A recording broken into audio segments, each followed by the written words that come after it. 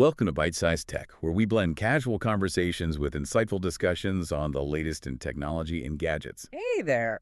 Yeah, we've got quite a bit to unpack today. We're really digging into this whole battle for online content, Hmm, where AI is making inroads and where actual human voices are still winning out. definitely. And also that high-stakes stuff in premium mobile hardware, especially the foldables. That's always fun. Right, the foldables face off.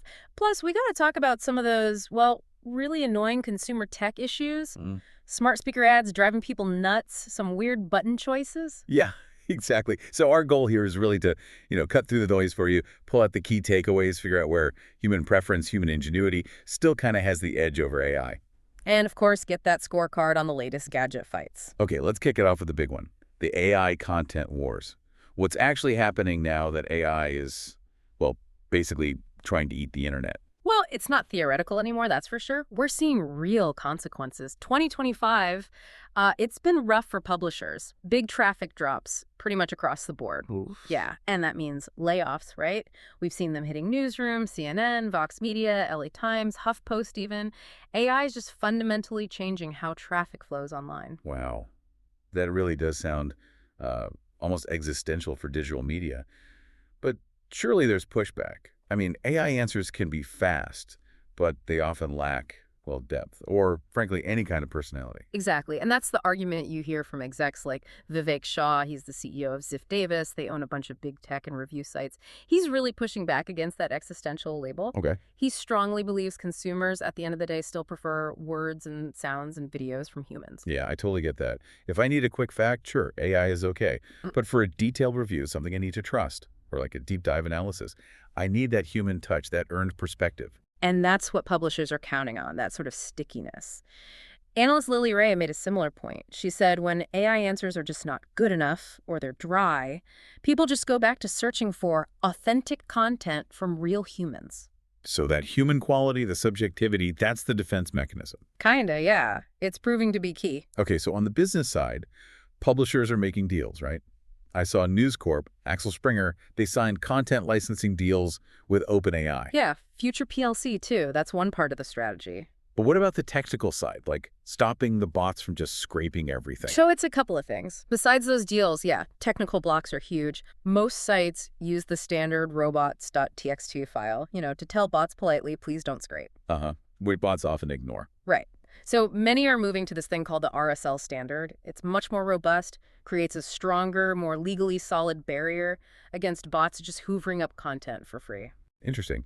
And Shaw, the Ziff Davis CEO, he pointed out something else kind of fascinating about how AI is changing the sources it uses, especially for shopping. Yeah, that was a really sharp observation. He's seeing chatbot citations, the sources they list, shifting away from traditional journalism like those independent review sites we rely on. Okay, so where are they shifting to? Directly to brand.com domains, so the manufacturer's own website. Whoa, that changes everything, doesn't it?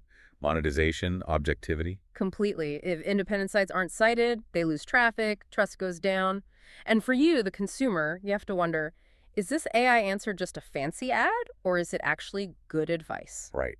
The AI becomes an ad channel, basically skipping the whole review process. Exactly. That's a huge shift. Something to really watch out for if you use AI for product research. Definitely.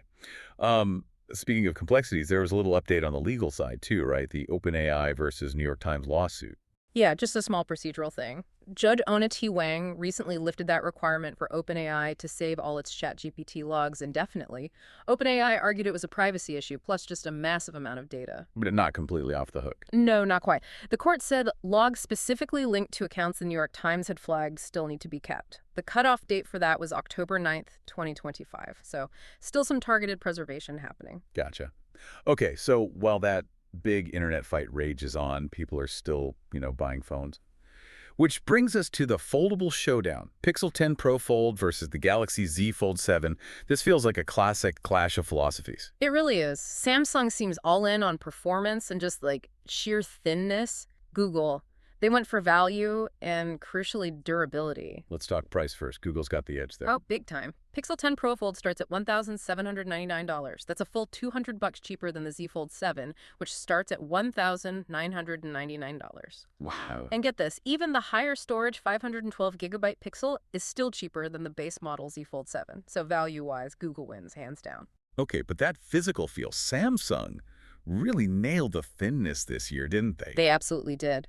Design-wise, the Z Fold 7 is kind of stunning. It's only 7.5 ounces. Compare that to the Pixel's 9.1 ounces, which is, well, hefty. Yeah, almost 2 ounces difference is noticeable. Definitely. Reviewers kept saying the Z Fold 7 actually feels like a normal phone when it's closed. The Pixel, a bit more of a brick, often ends up in a bag. But hang on, that Pixel has IP68 rating. Right. Water and dust resistance. Isn't that huge for a foldable? Yeah. Dust is like the enemy of hinges. That's the trade-off. Google clearly prioritized making it tough. IP68 means it can handle dust and grit, which, yeah, historically has been the Achilles heel for foldables. And the Z Fold 7. Only IP48.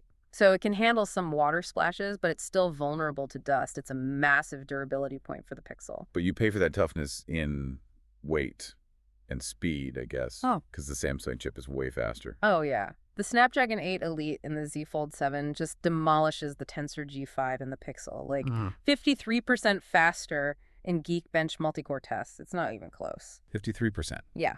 So if you need that raw power for multitasking, gaming, whatever, the Z Fold 7 is the clear winner there. So it's speed versus longevity. Yeah. Which also plays out on battery life, right? Pixel's got a bigger battery. Exactly. Google fought back on endurance. They crammed in a much bigger battery, 5,015 milli. Okay. And in testing, that translated to 12 hours and 16 minutes. The Z Fold 7 only managed 10 hours and 44 minutes. That's a significant difference. Nearly an hour and a half. Yep. So the choice becomes really clear, doesn't it? Do you want the super fast, super sleek phone or the tougher, longer-lasting one? Power user or endurance user? Makes sense. Okay, let's move to the wrist. There was an interesting piece about someone switching from the big Apple Watch Ultra 3 to the standard Series 11.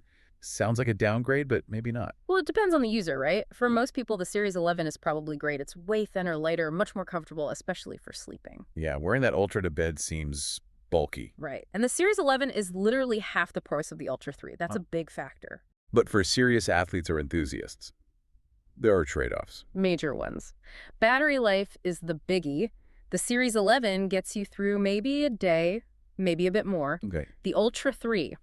One reviewer wore it for a whole marathon weekend, running, tracking. Everything lasted 3 full days before needing a charge. Wow.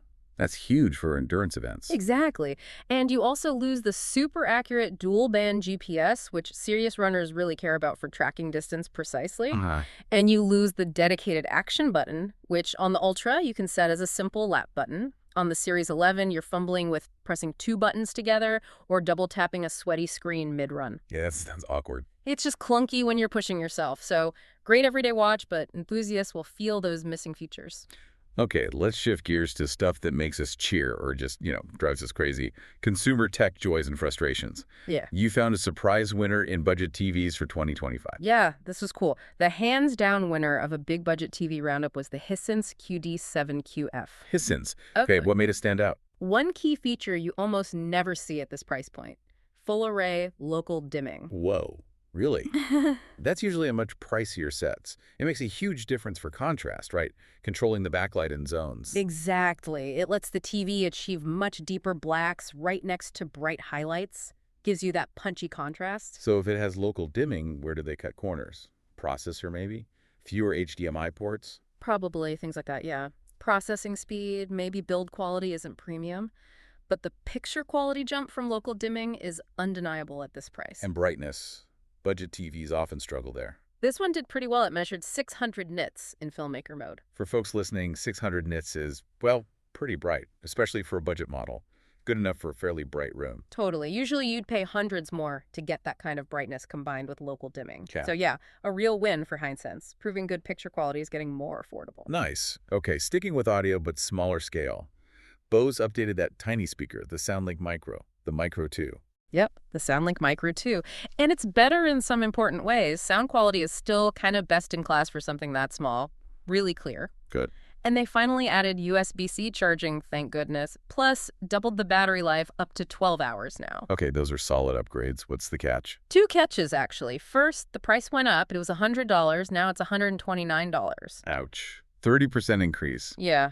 And maybe more frustrating, they removed the built-in microphone. Oh, really? So no more speakerphone calls? Nope. The original was great for quick calls at your desk. That versatility is gone now. Bit of a bummer. Yeah, that is annoying. Speaking of annoying, those Amazon Echo Show ads, ugh. Oh, man, the frustration there is real. Widespread reports, right? These obnoxious full-screen ads, labeled sponsored, just popping up. Right in the middle of your photos, when it's supposed to be in photo frame mode. Exactly. Or between the content cards, it feels like Amazon just turned your smart display into a countertop billboard. Why are they doing this? Just trying to make money off Alexa. Pretty much. It seems tied to trying to monetize the Alexa Plus hardware division. But users are furious, obviously. You paid for the hardware. You don't expect constant ads in your kitchen. Are there any ways around it? Any hacks? Thankfully, yes, the community found a couple of workarounds. One is setting up a custom Alexa routine that just constantly restarts the photo frame mode. That seems to block the ads somehow. Okay, a bit clunky, but maybe worth it. The other one, surprisingly simple, is apparently just changing the device language setting to English Canada. Seriously? Why does that work? Seems like the ad system just hasn't been rolled out fully in that region yet. So, quick fix for now, maybe. Huh. Good tip. Okay, let's swing over to Apple for a frustration. That new camera control button on the iPhone 17 sounds like a good idea on paper, but not so much in reality. Yeah, the concept of a dedicated shutter button is appealing, but the execution seems awkward. Reviewers are finding the placement weird, hard to hit naturally. Especially holding it sideways for video. Exactly, and because it's capacitive touch sensitive, not a physical click, it's apparently really easy to trigger accidentally. Oh, great. Plus, the gestures they added, like a light press to bring up a scroll wheel or a double light press for something else, they're just not intuitive. People are having to mess with settings just to figure out how to use the button properly. That sounds incredibly frustrating. Like the opposite of Apple's usual simplicity. Totally. It adds friction where you don't want it. Right. Rumors are already swirling that for the iPhone 18, they might simplify it or even just scrap the capacitive thing altogether. We'll see. Okay, let's wrap up with some of the wilder AI stuff happening. First, this idea of vibe coding.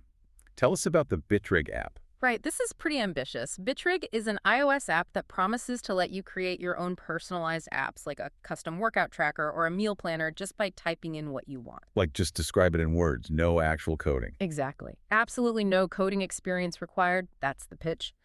Instant app creation based on your prompts. Okay, that sounds like the holy grail for non-developers. Yeah. How well does it actually work? The reality check is it has a long way to go. That's the consensus. Reviewers found the apps it generates look really slick, visually impressive, but core functions, buttons actually doing things, input fields working often just don't. Consistently. So it looks good, but it's breaking. Pretty much. Even using the app's own suggested templates sometimes resulted in just lines of broken code showing up on the screen. So, cool concept, maybe the future, but the tech isn't quite there yet. Definitely early days. Okay, noted. Now, something that does work, but maybe not how we expect AI to work. The Disagree bot from Duke University. What's this about? This is fascinating because it flips the script on typical chatbots. Most AI, like ChatGPT, they're kind of designed to be agreeable, right? Overly supportive, even sycophantic is how some describe it. Yeah, they often just tell you your idea is great. Which feels good, but isn't always helpful if you're trying to solve a really complex problem or refine an argument. It can actually hinder critical thinking. So the Disagree bot disagrees. Purposefully. It's designed to push back, but with well-reasoned, thoughtful counterarguments. It forces you, the user, to be more specific, more critical, to really justify your position. Interesting. So it's like having a built-in devil's advocate. Kind of, yeah. A critical thinking partner. For brainstorming or tackling tough problems, that kind of AI could actually be way more valuable than just a cheerleader AI that agrees with everything. That's a really smart pivot. Using AI to enforce rigor, not just provide easy answers. Okay, but finally, we have to touch on something less positive. This disturbing AI prank trend on TikTok. Yeah, the AI homeless man prank, it's pretty awful. Basically, kids are using AI image generators to create realistic deepfakes showing an unhoused person seemingly inside their house. And then they send these fake pictures to their parents Yeah. to scare them. Exactly. They film the parents' panicked reactions for TikTok clout.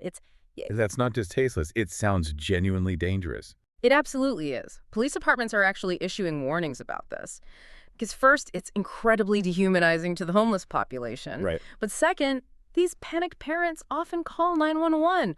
The calls get treated as high-priority home invasions in progress. Oh, wow. So it wastes real emergency resources. Hugely. It can divert police, even SWAT teams sometimes, to a house where there's absolutely no threat. It's a really dangerous, costly misuse of AI. Man, that's sobering. Yeah. Okay, so wrapping all this up, it feels like we saw this tension everywhere today. AI is definitely changing things, scraping content, trying to build apps instantly. But that human element, authentic content, real connections still really matters to people. And in hardware, the best products often involve clear choices. Those strategic trade-offs like we saw with the foldables. Speed versus durability. And that connects back to the AI stuff too, right? Yeah. Like with the Disagree bot, maybe the best AI isn't always the fastest or the easiest or the most agreeable. Exactly. We're so focused on making AI faster, more seamless, but maybe for complex tasks, the most useful AI is the one that actually slows us down a bit, forces us to think harder, to be more critical, to justify ourselves. So the provocative thought maybe is, are we optimizing for the right thing with AI? Is it just about speed and ease, or should we be aiming for tools that actually make us sharper, even if they challenge us, like that Disagree bot, or even choosing a phone like the Pixel that prioritizes long-term use over instant gratification speed? Yeah, it suggests maybe the best tech isn't always the path of least resistance. Sometimes the friction is where the value is. Something to definitely chew on. Thanks for tuning in to Byte-Sized Tech. If you enjoyed this episode, like, comment, share, and subscribe for more fun tech discussions.